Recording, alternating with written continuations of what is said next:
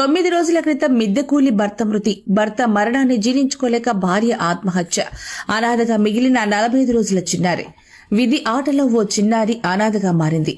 అభం శుభం తెలియని పసిపాప 9 రోజుల వ్యవధిలోనే తల్లిదండ్రులను కోల్పోయింది. ఈ విషాద ఘటన నంద్యాల జిల్లా ఆలగడ్డ మండలం పాంపల్లి గ్రామంలో చోటు చేసుకుంది. గ్రామానికి చెందిన పొగాకు నారాయణ కూలీ పనులకు వెళ్తూ జీవనం కొనసాగించేవాడు.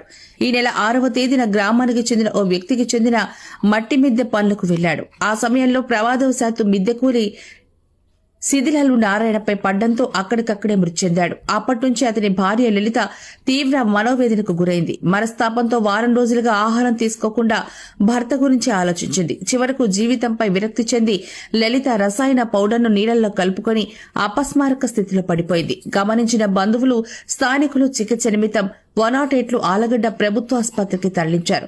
పరిస్థితి విషమంగా ఉండడంతో మెరుగైన వైద్యం కోసం నంద్యాలకు తరలిస్తూ ఉండగా మార్గ మధ్యలోని లలిత మృతి చెందింది. తల్లిదండ్రుల మృతి చెందడంతో 45 రోజుల చిన్నారి అనాథగా మిగిలింది. దీంతో గ్రామంలో విషాద ఛాయలు అలుముకున్నాయి. పసిపాపకు తల్లిదండ్రులు లేకపోవడంతో నాయనమ్మ శివమ్మ దిక్కైంది. అమ్మ పాల కోసం ఏడుస్తున్న చిన్నారిని చూసి పలువురు కంటతడి పెట్టారు.